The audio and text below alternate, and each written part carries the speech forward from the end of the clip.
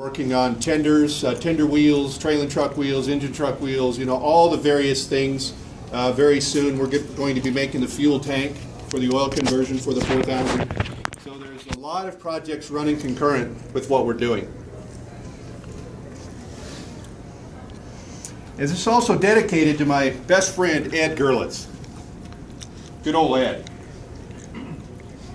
He was responsible for my interest in steam beyond what I had as a childhood interest.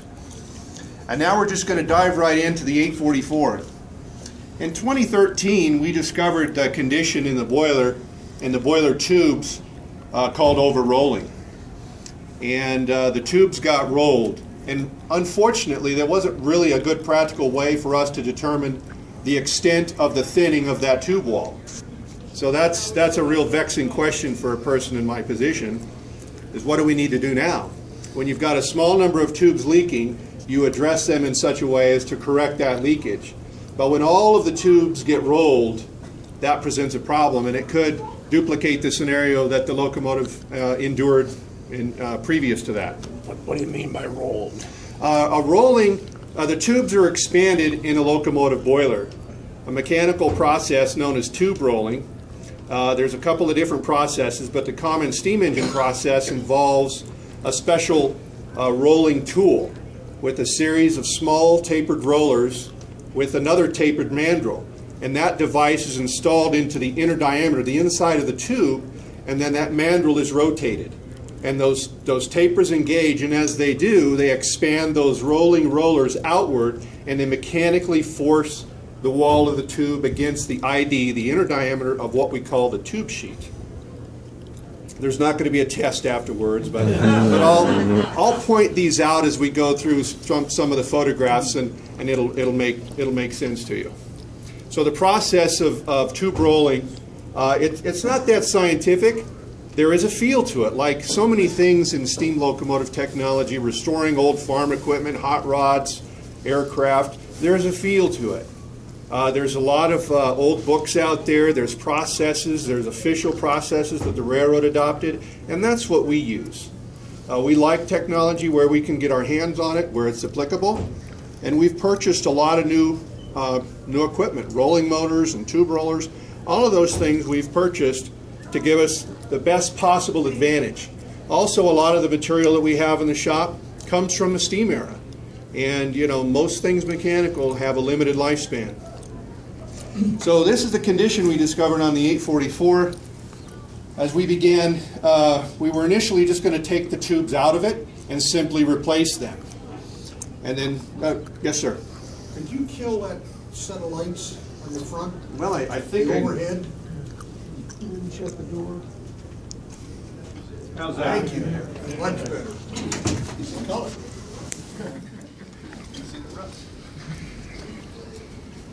So as we started to get into the process of just taking the tubes out of it, I made the announcement to our bosses that we've got a condition that we want to remedy. We're going to need to have the locomotive down for a while, and that's expanded into a full-blown 1472 inspection. It's a federal regulation the locomotives have to go through every 1,472 service days or 15 years. So in the process, this is what's kind of led to that. There's some parts right here, which is what's left over, some sheet metal that was placed underneath the jacket, and this insulation that really became problematic. With the jacket, the way that it was built, it allowed a lot of water to get in there, and that jacketing, which is a fiber blanket, would retain that moisture. And it was just terrible with that pressure vessel, the outside part of the boiler. Because not being painted, now it can rust. And just some more things. These are sand pipes. And again, it's always a tough call when you've got a historic piece of equipment, a legendary locomotive like the UP 844, the 3985, the 4014. You just don't start replacing things just that easy. You think about the historical side of it. Some would say that it looks neat having a bunch of dents in it and the old rough look to it. But there comes a time when you need new equipment. This particular sandpipe's seen better days. It's just about worn through. And that's pieces of the cab. You can see more of that insulating material in the jacket, kind of pop riveted together there. And this was one of the worst days I've had. This is the actual steam dome. That's a close-up of the extent of the corrosion. These are the top studs that secure the dome cover. So you can see this heavy corrosion. And what you're looking at is you're looking at metal that's going away. And as that metal goes away, that reduces the thickness of that pressure vessel. So now we have to start doing some pretty serious analysis, taking measurements, running calculations to verify that that metal plating, not just that, but the entire boiler structure, can still withstand the pressure plus the safety factor. And there is the jacket as well. This particular part of the locomotive was problematic because the sand dome is right up here. In the sand pipes, you can see we're connected with a rubber hose connected to the sander. And that rubber hose, unfortunately, deteriorated under the environment of the steam locomotive. So that hose had broken apart and the sand was leaking out and just completely covered that area. So this area right here was just covered with heavy scale, heavy rust. Another really sad discovery is we started taking that insulation off. We lifted the sand dome off, and now we got to completely expose the entire pressure vessel and remove all the piping, remove all the turret valves, remove the top check, remove everything so we can look at every square centimeter of that pressure vessel. How thick are the walls of the vessel? It depends on where it's at, but they're quite thick.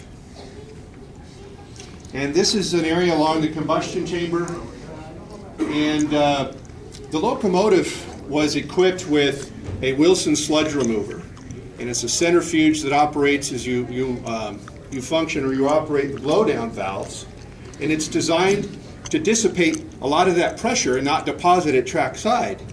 That's just a process that you have to proceed with when you're operating the steam locomotive. So the design is that water, the effluent, comes out of the boiler and it goes through the centrifuge and releases pressure, but all of the heavy sediment and the moisture will be diverted down trackside. Well, that particular component was just through age and deterioration, didn't really function. It would deposit that water right on that jacket where it would easily find its way through that jacket and then continue to saturate that. So right beneath that location on the combustion chamber, the wrapper sheet, the part of the boiler, and I'll point that out on the next slide, was heavily corroded. And we've got more various things that we found, some studs and some bolts welded to the side of the boiler. You can see right above here, that's a remnant of a weld with a bolt welded to the boiler. And that bolt holds something. So that weld, it's not much of a weld, but it's still, it needs to be more secure, and it shouldn't be located adjacent to that cap there. And if I could just ask, we'll have a really in-depth question and answer segment toward the end, if that's okay with everybody. We took the cab off and we found all kinds of things under the cab floor. And On wrench. yeah, that's a nice snap-on wrench. I wondered where that was. And unfortunately, just through time, this happens with all machines and all equipment. That's a lot of rust and a lot of saturated metal particles, a piece of welding rod and various things. But unfortunately, that's laying against the outside of the boiler underneath the cab floor that you really can't see. And when that gets saturated with water, that just continues to expand that corrosion. Another really unfortunate condition that we discovered was the water glass drains and what we call the injector telltale. They had copper lines that were cut off short and were depositing that water on the back of the boiler. So that was just continuing to saturate that outside of the boiler, and worse yet, that water would go through what we call telltale holes, again I'll point those out, and saturate the inside of the firebox behind the refractory. And that's what led to the next set of discoveries we'll talk about. Some electrical conduits, just a matter of disassembling everything, a lot of piping, The jacket pop riveted together, you know, just not that secure in terms of protecting it. And another thing we discovered was the dreaded A word, asbestos. So we had to perform abatement operations on the 844. So we had to stand down and remove that from the locomotive. That's a special team. We're not doing the work, they are. And here's the cab deck. We're starting to take the locomotive apart, and again, you've got to take everything off of it. Well, on this design of locomotives, it's like the Challengers and the 4000s, the cab is actually attached to the back, or what we call the back head, and then it's got these big braces. All that has to come off to expose the back part of the boiler for us to do the analysis we have to do. And here's another decision. As we put something like that back together, how do you do it? When you've got old deteriorated parts, a lot of cases they've been torch cut and holes torched in them, and they may not line up just, you know, when you put it back together. More of the underside of the cab. Inside the cab, you know, bearing in mind that the locomotive has been in service since 1944, this locomotive has not been retired. So what you're seeing is a locomotive that's been putting in really good service over the years. So we're proud to say that it falls to us to make decisions on what parts of it we're going to try to really keep original, but we also have a good opportunity to really fit her out with some really good brand new steel. There's the cab deck. This particular side is right behind the fireman. And if you could see a close-up of it, it's just tremendously rusted. And as rust gets down in these riveted joints, that rust corrodes, and it's quite strong. And as it does, it just separates the metal, and it bulges up, and you can see all these stratified layers of rust, and it just continues, and there's almost no way to stop it. You can't paint, you can paint over it, but you're not going to stop it. Well, there's the new pieces.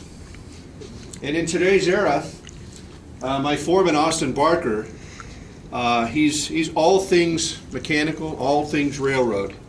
We're very, very fortunate to have him and our entire staff.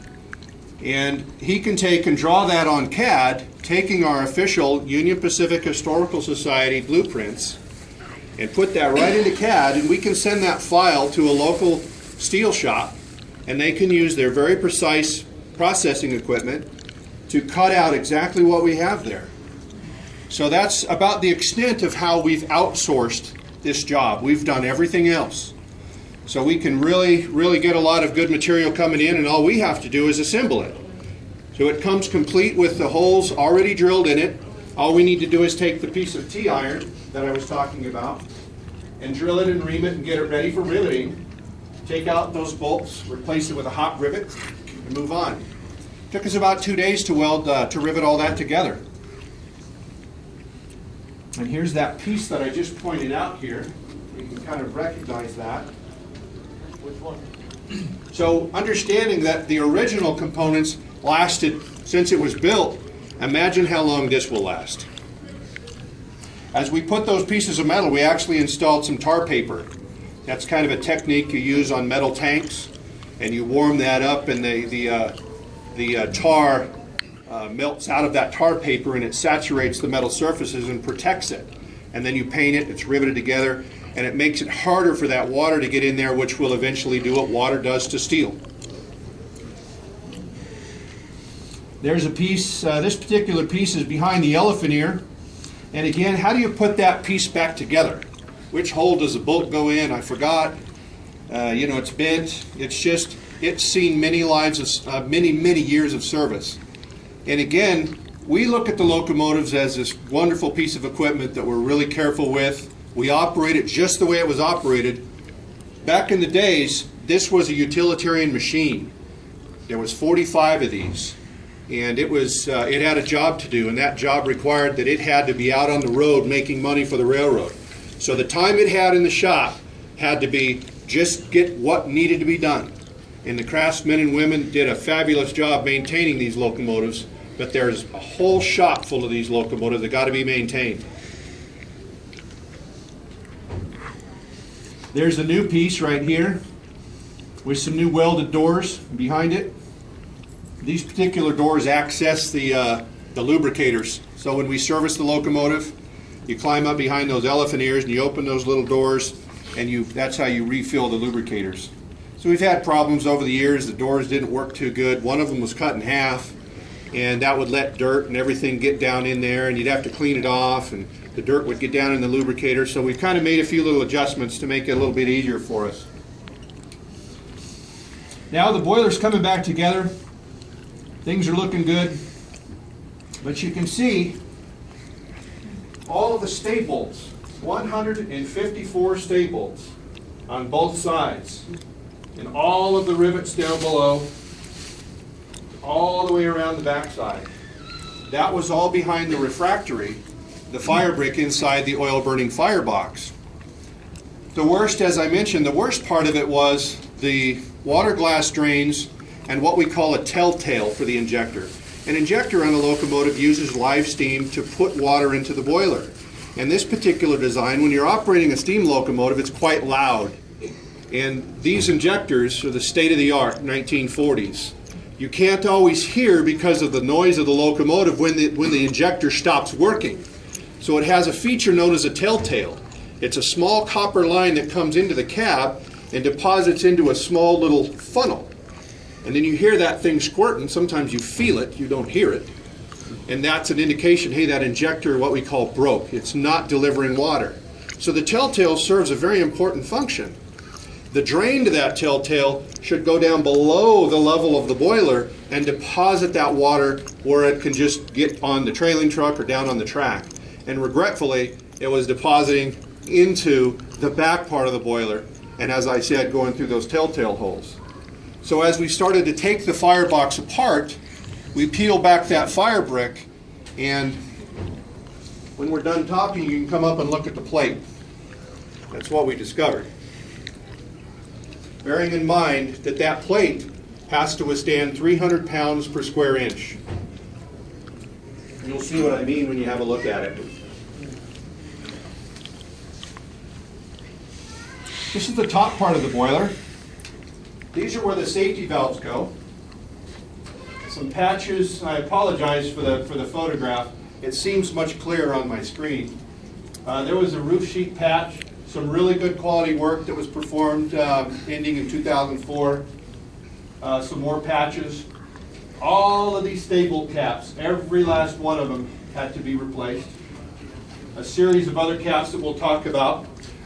These two reinforcing plates are what's known as the turret valves.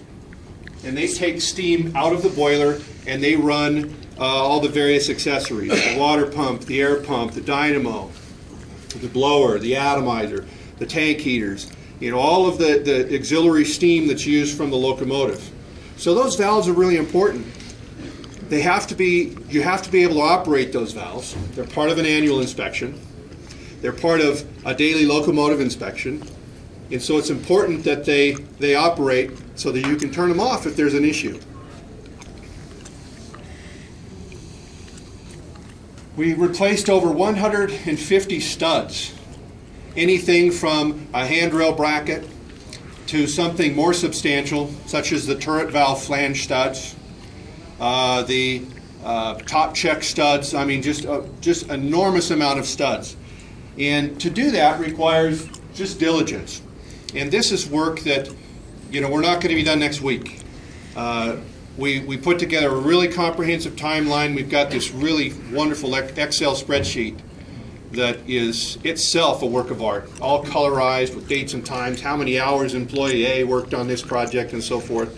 So we can map and timeline our efforts. So we can plan and project and all those important parts of a project. But it truly is, it's humbling when you stop back and look at it. So all those have to be addressed. All of them have to be tapped. Some of them tapped a little bit oversized. And there's a stud, a new one, and a stud that we took out. And to get that stud out, the easiest way is most times to weld a nut to it. Sometimes it'll break off. But the only time they break off is when you can't get to them. If it's out in the middle where you can get to it, she spins right out with a little bit of heat. And here's some more work, some more as we were taking the locomotive apart. Here we have a Hancock top check. This side is for the injector, the hot water pump, and this side is for the injector. And it also has two shut-off valves there. And there's a bracket here that you can't really see, and there was a broken stud right there. And unfortunately, a piece of angle iron got welded to the side of the boiler in place of the stud. The weld broke and allowed that bracket to move. And as a locomotive is in service, it vibrates, as you can imagine, and that pipe moves through the expansion and contraction, and the hot water and the cold water, and all of those various things. Well, over time, the feet of that bracket had worn down into the barrel of the boiler. That represents another problem. So we have to assess the extent of that wear, the extent of how thin, the thinnest part of it, and fortunately we're 80 thousandths beyond, we're up above that limit. But still something to address. There's sufficient carbon content in this boiler to where we have to ask for permission, we have to seek authorization to perform welding by the Federal Railroad Administration. The reason that's in place is just to ensure that we're following a process, the correct process. In this case, we didn't have to weld on it. And there's the new piece. We're going to jump forward just a little bit. A new stud. This is an important one because this holds the handrail. And you can see all the various studs all the way back through there. And you can see this bracket. We TIG welded a shim plate to span over the areas that were weakened, that were eroded. So that wouldn't happen again, and we removed those contact points on that bracket. And we replaced the stud. So we removed this broken stud, we cleaned the area of the boiler that had that welded bracket on there, and replaced that stud.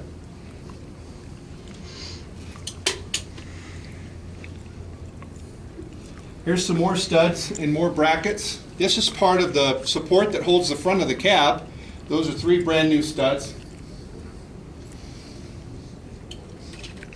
Now we're going to go inside the firebox.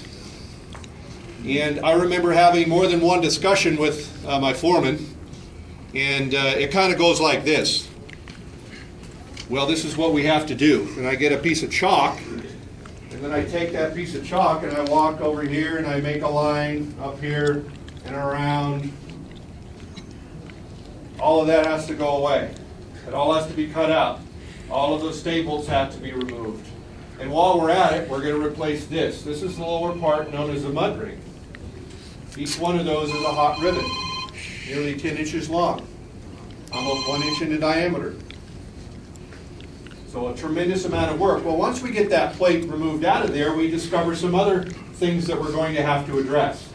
Because this rebuild, we want this to last 15, 20, 30 years.